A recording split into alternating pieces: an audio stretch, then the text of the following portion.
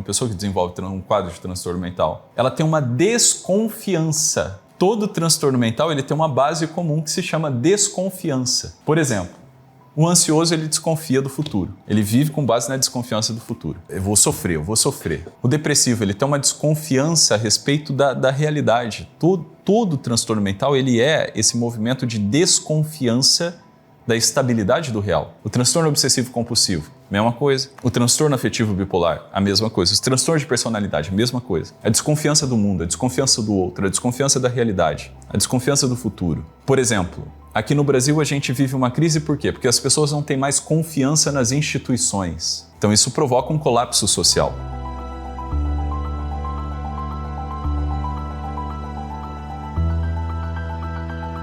A sociedade humana, a saúde da personalidade do ego depende de confiança. A palavra confiança, a etimologia da palavra confiança, vem do latim, confidentia.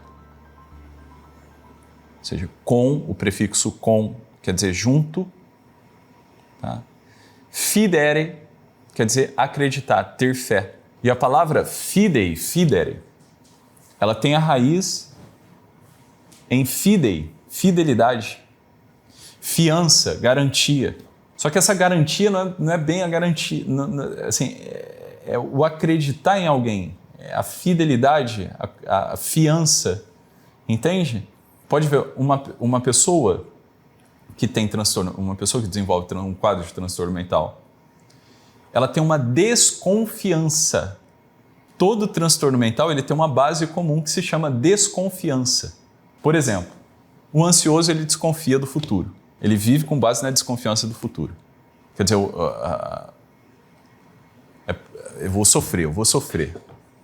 Beleza? O depressivo ele tem uma desconfiança a respeito da realidade. Todo transtorno mental ele é esse movimento de desconfiança da estabilidade do real. O transtorno obsessivo compulsivo, mesma coisa. O transtorno afetivo bipolar, a mesma coisa. Os transtornos de personalidade, a mesma coisa. A desconfiança do mundo, a desconfiança do outro, a desconfiança da realidade, a desconfiança do futuro. Por exemplo, aqui no Brasil a gente vive uma crise por quê? Porque as pessoas não têm mais confiança nas instituições. Então isso provoca um colapso social. Então se eu fizer uma pergunta aqui, quem aqui tem confiança no judiciário brasileiro? Ora, né? A maioria não tem, correto? Então, quer dizer, a confiança que você tem numa pessoa depende se ela pode ser afiadora, se ela pode assegurar, sustentar no tempo a palavra dada. Então, em quem você confia? Ou se eu perguntar para você, você confia no que você vê, no que você ouve? Você confia em você mesmo? Sim. Por que você confia em você mesmo? Porque você sabe que você é você? Agora, se você não soubesse com certeza absoluta que você é você, você conseguiria confiar em você mesmo? No que você vê, nas tuas percepções, nos teus juízos? Não. Então você sabe que você é o mesmo que comeu salada e carne ontem no almoço. Agora imagina assim, se você não soubesse, cara, não sei, entende? Eu acho que não fui eu. Então, quer dizer, você está maluco. Então, quando a quebra da palavra dada, ou seja, a fiança, ela não é assegurada, quando as pessoas não são capazes de assegurar no tempo o testemunho delas, isso causa um impacto na personalidade de quem convive com essas pessoas. Então, nesse sentido, você conhece mais por fé do que por razão. O conhecimento, ele é mais objeto de fé do que de razão, do que de prova lógica. Ele é mais resultado da fidelidade do que de qualquer outra coisa. E veja, essa fé que eu estou falando não é a fé sobrenatural, beleza? Não é a fé enquanto virtude teologal. Essa fé que eu estou falando aqui é a fé no sentido de confiança na estrutura do real.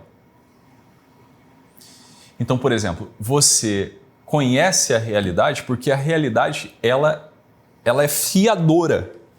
Então, por exemplo, se eu voltar para casa hoje, eu vou chegar em casa e a casa vai estar lá. Imagina que a casa não tiver... Eu chego em casa, a casa não está lá. É um terreno baldio. Eu falo, epa, e agora? Agora fudeu. Eu confio em mim ou confio na realidade? Será que eu vim para o lugar certo ou será que a realidade mudou? Ia dar um zaralho na minha cabeça, né? Sou eu que errei ou a realidade mudou? Eu errei a rua de casa? Meu Deus, mas como eu errei a rua de casa? Deixa eu ver aqui se é a rua de casa. Aí vou lá conferir a rua de casa. Aí eu olho para o negócio, não tem casa. Falei, ih, caralho. E agora? Sacou?